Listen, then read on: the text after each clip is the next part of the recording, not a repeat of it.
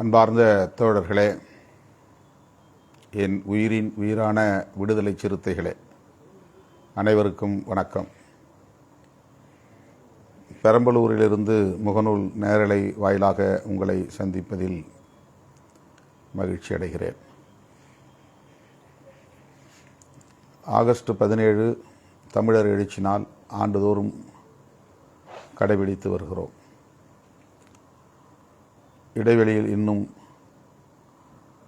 5 நாட்களே உள்ளன. இது குறித்து உங்களோடு சில தகவல்களை நான் பகிர்ந்து கொள்ள விழைகிறேன்.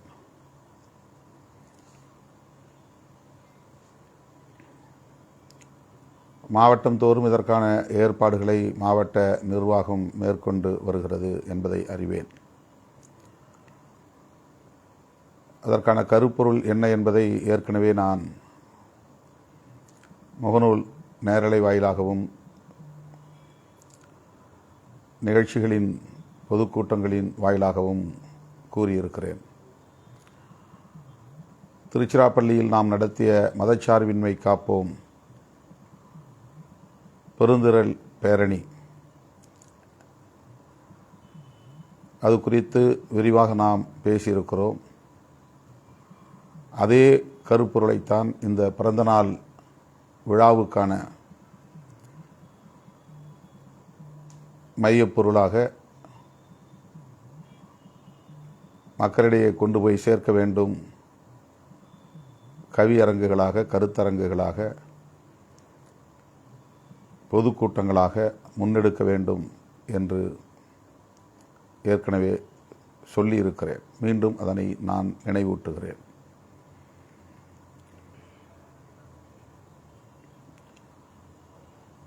பிறந்தநாள் கொண்டாட்டம் என்பது கேக் வெட்டுவது, வேட்டு வெடிப்பது போன்ற ஆடம்பர நிகழ்வுகளை ஒருங்கிணைப்பதல்ல. கருத்தியல் அடிப்படையில் நிகழ்வுகளை ஒருங்கிணைக்க வேண்டும் என்று கடந்த பல ஆண்டுகளாகவே இதனை நடைமுறைப்படுத்தி வருகிறோம். நான் ஏற்கனவே சொன்னதைப் போல கடந்த ஆண்டு சமூக நீதி சமூகங்களின் ஒற்றுமை பிறந்த நாளுக்கான கருப்பொருள். இந்த ஆண்டுக்கான கருப்பொருள் மதச்சார்பின்மை காப்போம். அண்மையிலே வாட்ஸ்அப் மூலமாக தெரிய வந்த செய்தி, 2016 இதே கருப்பொருளை நாம் பிறந்தநாள் கருப்பொருளாக முன்னெடுத்திருக்கிறோம் என்பதாகும். ஆக 9 ஆண்டுகளுக்கு முன்பு மதச்சார்பின்மை காப்போம் என்பதை வலுவாக பேசியிருக்கிறோம். மக்களிடத்தில் அது குறித்த விழிப்புணர்வை ஏற்படுத்தியிருக்கிறோம் என்பதை எண்ணி பார்க்கிற போது தலை நிமிர்கிறது, நெஞ்சு உயர்கிறது. நாம் ஏற்றுக்கொண்ட கொள்கை நின்று ஒரு அங்குலம் கூட வழுவாமல் நழுவாமல் தொடர்ந்து அதே உறுதிப்பாட்டோடு பயணிக்கிறோம் என்பதாகும். இன்றைய சூழலில் மதச்சார்பின்மைக்கு எந்த அளவுக்கு நெருக்கடி இருக்கிறது என்பதை திருச்சிராப்பள்ளியிலே நாம் நடத்திய பெருந்திரள் பேரணியின் போது தீர்மானங்களாக நிறைவேற்றியிருக்கிறோம். அந்த தீர்மானங்களை விளக்கி தமிழ்நாடு முழுவதும் அனைத்து மாவட்ட தலைநகரங்களிலும் நமது கட்சியின் சார்பில் பொதுக்கூட்டங்களையும் நடத்தி முடித்திருக்கிறோம். ஒரு சில மாவட்டங்களில் மழை காரணமாகவும் வேறு சில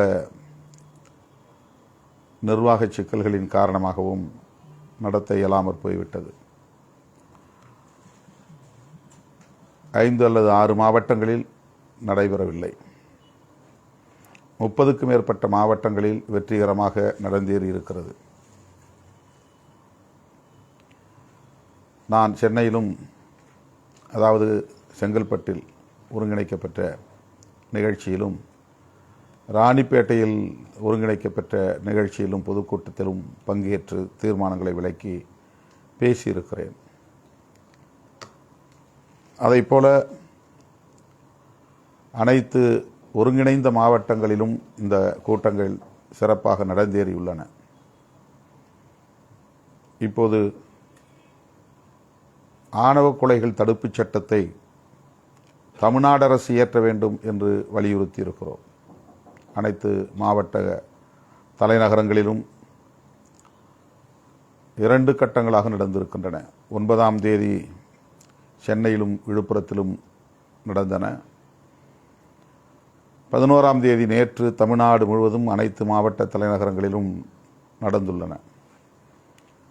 நான் பெரம்பலூரில் நடைபெற்ற ஆர்ப்பாட்டத்தில் பங்கேற்றேன். இப்படி அடுத்தடுத்து நாம் கருத்தியல் சார்ந்த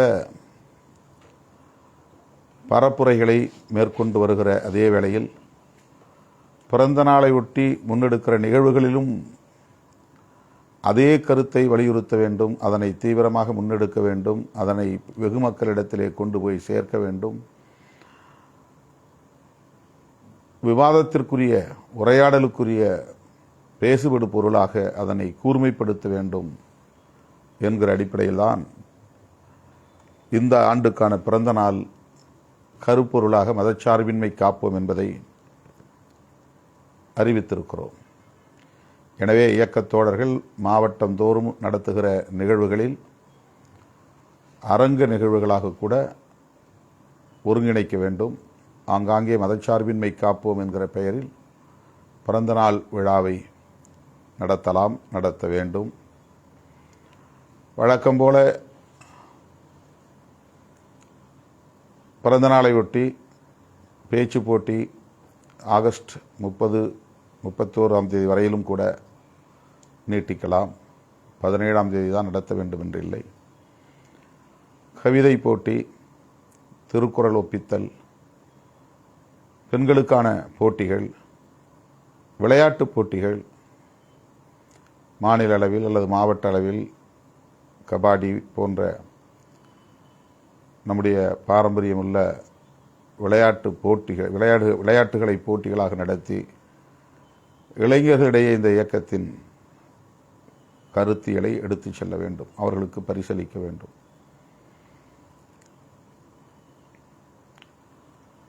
சின்னம்மாவுக்கு உடம்பு சரியில்லை என்பதனால் 7ஆம் தேதி புதுதில்லியிலிருந்து நான் சென்னை வந்து, சென்னையிலிருந்து பெரம்பலூர் வந்து, இன்றைக்கு 12ஆம் தேதி வரையில் நான் இங்கேயே தங்கியிருக்கிறேன். என்றாலும் கூட இடையிலே சென்னைக்கும் அரூருக்கும் சென்று அங்கே நடைபெற்ற நிகழ்வுகளில் பங்கேற்று உரையாற்றியிருக்கிறேன். அரியலூர், பெரம்பலூர் மாவட்டங்களின் சார்பில் ஒருங்கிணைக்கப்பெற்ற கண்டன ஆர்ப்பாட்டத்திலும் கவின் படுகொலையை கண்டித்து ஒருங்கிணைக்கப்பெற்ற நிகழ்விலும் பங்கேற்றிருக்கிறேன். மிகவும் ஒரு ஆபத்தான நிலையில்தான் சின்னம்மா அவர்கள் மருத்துவமனையிலே இருக்கிறார். ஏற்கனவே நான் சொல்லியிருக்கிறேன், மூளையில் இரத்த கசிவு ஏற்பட்டு சுய நினைவை இழந்த நிலையில் தீவிர சிகிச்சை பிரிவில் அனுமதிக்கப்பெற்று 24 மணி நேரமும் மருத்துவர்கள் கண்காணித்து அவருடைய உயிரை காப்பாற்றுவதற்கு போராடி கொண்டிருக்கிறார்கள்.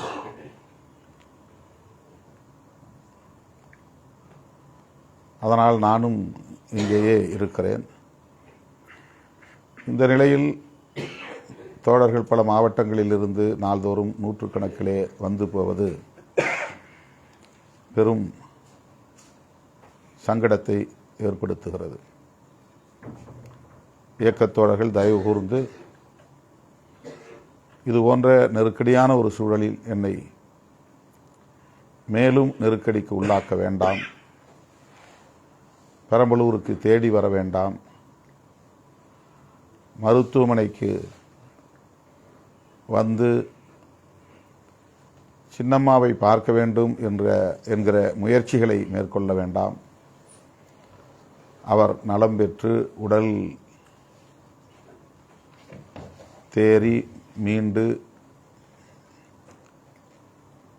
வீட்டுக்கு திரும்ப வேண்டும் என்கிற ஒரு ஏக்கத்தோடு வலியோடு மருத்துவமனையில் இருக்கிற சூழலில் இயக்கத்தோழர்கள் இங்கே வந்து குவிவதை தயவு கூர்ந்து தவிர்த்திட வேண்டும் என்று கேட்டுக்கொள்கிறேன். இந்த பிறந்தநாள் விழாவை நடத்த வேண்டாம் என்று ஒருங்கிணைப்பாளர்களை கேட்டுக்கொண்டேன். ஆனாலும் விரிவான ஏற்பாடுகளை செய்துவிட்ட சூழலில் இது வெறும் பிறந்தநாள் கொண்டாட்டமில்லை, ஒரு கருத்தியல் சார்ந்த நிகழ்வுதான், கட்சிக்கான அரசியல் பணிதான். அம்மா நலம் பெற்று திரும்புவார் என்று நம்புவோம். எனவே இந்த நிகழ்வை இதனை காரணம் காட்டி தள்ளி போட வேண்டாம் என்கிற கருத்தை அவர்கள் முன்வைத்து நானும் அதற்கு இசைவளித்து அதன் அடிப்படையில் சென்னையிலே ஆகஸ்ட் 16ஆம் தேதி மாலை 4 மணி அளவிலே காமராஜர் அரங்கிலே இசை நிகழ்ச்சியோடு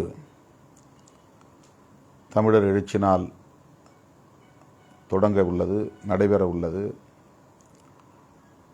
இந்த நிகழ்வில் மக்கள் நீதி மய்யத்தின் நிறுவனரும் மாநிலங்களவை உறுப்பினருமான மதிப்பிற்குரிய உலகநாயகன் கமல்ஹாசன் அவர்கள் பங்கேற்று வாழ்த்து இருக்கிறார். அதேபோல இயக்குனர் கே பாக்யராஜ் அவர்களும் இதில் பங்கேற்க இருக்கிறார். கவிஞர் விவேகா தலைமையில் கவியரங்கம் நடைபெற உள்ளது. அண்ணன் திண்டுக்கல் லியோனி அவர்கள் பங்கேற்று பேச இருக்கிறார். அதைப்போல தமிழகத்தின் தலை சிறந்த ஆளுமைகளாக விளங்குகிற பெண்மணிகள், ஓய்வு பெற்ற காவல்துறை அதிகாரி வனிதா அவர்களும், புகழ்பெற்ற திரைப்பட இயக்குனர் லக்ஷ்மி ராமகிருஷ்ணன் அவர்களும் இந்த நிகழ்விலே பங்கேற்க இருக்கிறார்கள் என்பது குறிப்பிடத்தக்கது. எனவே முன்னணி தோழர்கள் சென்னை காமராஜர் அரங்கில் நடைபெறவுள்ள இந்த நிகழ்வில் பங்கேற்று அதனை சிறப்பிக்க வேண்டும் என்று கேட்டுக்கொள்கிறேன். இது ஒரு கொண்டாட்ட நிகழ்வு அல்ல. நாம் முன்னெடுக்கக்கூடிய பல்வேறு அரசியல் நடவடிக்கைகளுள் இதுவும் ஒரு அரசியல் நடவடிக்கை.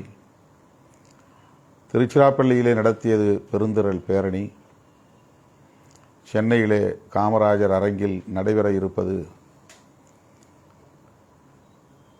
கவியரங்கமாகவும் வாழ்த்தரங்கமாகவும் ஒருங்கிணைக்கப்பட்டுள்ளது. இரண்டுக்குமான தலைப்பு, இரண்டுக்குமான பொருள், இரண்டுக்குமான அரசியல். திருச்சியில் நடந்த பேரணிக்கும் சென்னையிலே நடக்கிற நிகழ்வுக்குமான கருத்தியல் ஒன்றுதான், மதச்சார்பின்மை காப்போம். இது தேசிய அளவிலான பார்வை கொண்ட ஒரு அரசியல் முழக்கம். நாம் தமிழ்நாட்டில் வலுவாக இருக்கிற ஒரு அரசியல் கட்சி, தேசிய கட்சி அல்ல, ஒரு மாநில கட்சி. நமக்கு மாநில உரிமைகள் தொடர்பான விழிப்புணர்வு இருந்தால் போதும் என்று சிலர் எண்ணக்கூடும். சில பிரச்சனைகளை தேசிய அளவில் தான் அணுக வேண்டியிருக்கிறது. குறிப்பாக சாதிய பிரச்சனைகளை ஒரு மாநில பிரச்சனையாக பார்த்துவிட முடியாது. சாதி ஒழிப்பு அரசியல் என்பது ஒரு மாநிலத்துக்குள்ளே சுருங்கிவிடக்கூடிய அரசியல் அல்ல. தேசிய அளவில் அனைத்து தரப்பு ஜனநாயக சக்திகளையும் ஒருங்கிணைத்து முன்னெடுக்க வேண்டிய ஒரு மகத்தான அரசியல்தான் சாதி ஒழிப்பு அரசியல். ஆகவே தேசிய பார்வையோடு தமிழக அரசியலையும் அணுக வேண்டியிருக்கிறது. தேசிய அளவில் ஜனநாயக சக்திகளிடையே ஒரு ஒருங்கிணைவை, கூட்டுறவை ஏற்படுத்த வேண்டியிருக்கிறது. அந்த புரிதலோடு தான் மதச்சார்பின்மை காப்போம் என்கிற கருத்தையும் நாம் முன்னெடுக்கிறோம். இன்றைக்கு இந்திய அரசியலின் மையமாக இந்த கருத்தியல் தான் இருக்கிறது. மதச்சார்பின்மை என்கிற கருத்தியல் அல்லது கோட்பாடு. மதச்சார்பின்மைக்கு ஆபத்து இருப்பதனால் அதனை காப்போம், பாதுகாப்போம் என்று சொல்ல வேண்டியிருக்கிறது. விடுதலை சிறுத்தைகள் அந்த புரிதலோடு தான் இந்த பிறந்த நாளையும் நாம் ஒரு அரசியல் நடவடிக்கையாக மேற்கொள்கிறோம். இயக்கத்தோழர்கள் அந்த புரிதலோடு இந்த நிகழ்வுகளை ஆங்காங்கே ஒருங்கிணைக்க வேண்டும் என்று கேட்டுக்கொள்கிறேன்.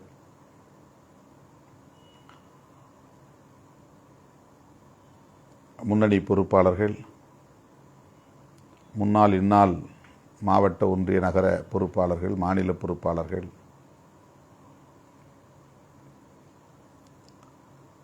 மதச்சார்பின்மை காப்போம் தொடர்பான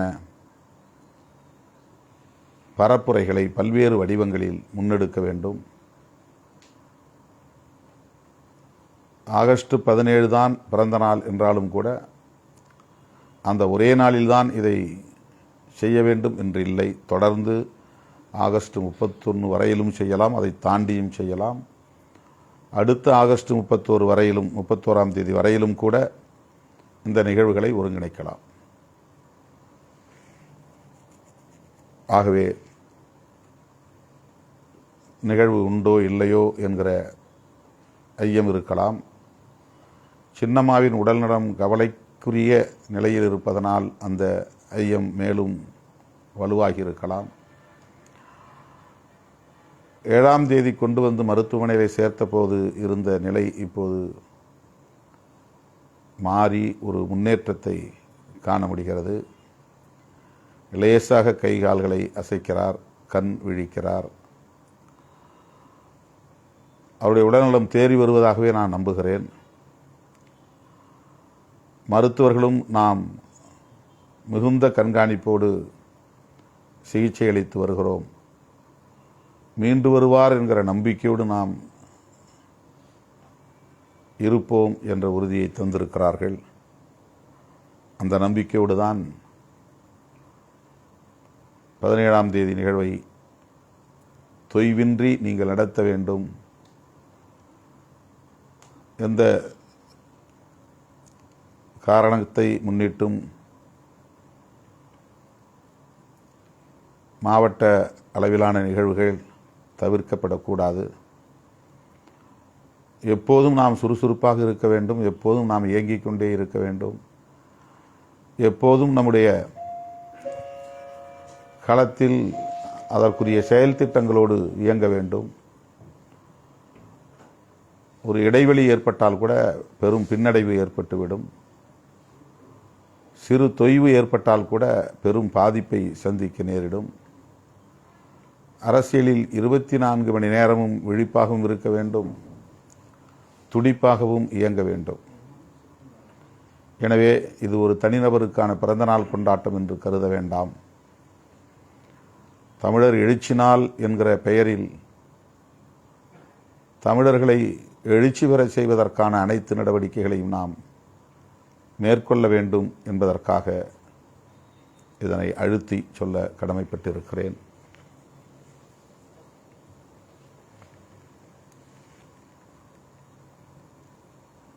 பதினாறாம் தேதி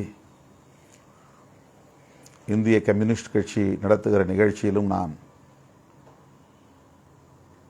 சேலத்தில் நடைபெறுகிற மாநாட்டில் நான் பங்கேற்க இசைவளித்திருக்கிறேன். அந்த நிகழ்ச்சியை முடித்துக்கொண்டு நான் சென்னைக்கு திரும்ப வேண்டும். அதன் பின்னர் மீண்டும் நான் பெரம்பலூருக்கு வர வேண்டும்.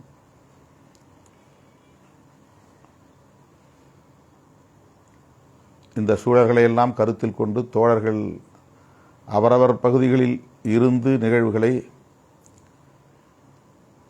ஒருங்கிணைக்க வேண்டும், வெற்றிகரமாக நடத்த வேண்டும், சிறப்புற நடத்த வேண்டும். தோழமை கட்சிகளை சார்ந்த தலைவர்களை ஆங்காங்கே நம்முடைய நிகழ்வுகளுக்காக ஒருங்கிணைக்கலாம். மாவட்ட நிர்வாகத்துக்கு உட்பட்ட மாநில பொறுப்பாளர்கள், ஒன்றிய நகர பொறுப்பாளர்கள் அனைவரையும் அரவணைத்து இத்தகைய நிகழ்வுகளை நடத்த வேண்டும், ஒருங்கிணைக்க வேண்டும் என்று கேட்டுக்கொள்கிறேன். கவின் செல்வ கணேஷ் படுகொலையை கண்டிக்கிற வகையிலும், தமிழ்நாடு அரசே ஆணவ கொலைகள் தடுப்புச் சட்டத்தை நிறைவேற்ற வேண்டும் என்று வலியுறுத்துகிற வகையிலும், தமிழ்நாடு முழுவதும் வெற்றிகரமாக ஆர்ப்பாட்டங்களை நடத்தி முடித்திருக்கிற என் உயிரின் உயிரான விடுதலை சிறுத்தைகள் அனைவருக்கும் என்னுடைய மனமார்ந்த நன்றியை தெரிவித்துக் கொள்கிறேன். மீண்டும் முகநூல் நேரலை வாயிலாக சந்திப்போம். நன்றி, வணக்கம்.